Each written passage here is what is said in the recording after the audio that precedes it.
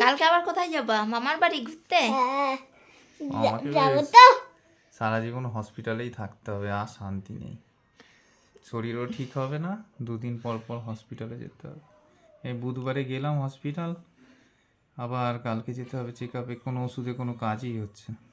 5 দিনও হয়, 5 দিনের দিন যাচ্ছি কালকে, তাই না? চোখ মুখ ফুলে যাচ্ছে, জল জমে যাচ্ছে, পেট মেটে দেখেছ? আমার নাকি এত মোটা আমি, 75 কিলো ওজন আমি।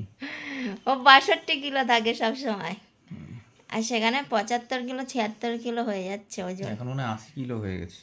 সারা শরীর ফুলে রস জমে গেছে। এই যে পেটে চর্বি থাক থাক হয়ে গেছে তোমার। এরকম ছিল, কিন্তু এটা সেইটা নয়, আগে এরকম ছিল না। যাকে তাই যে যা হবে হবে, দেখা যাবে। কালকে আর যাব ভালো লাগছে না। ঘুরতে। ঘুরতে না, আমি ডাক্তার হসপিটালে। হসপিটালে, আমরি, সল্টলেক। আমি ঠিক আছে, রেখে দাও, অনেক গুড রাত হয়েছে, নাইট।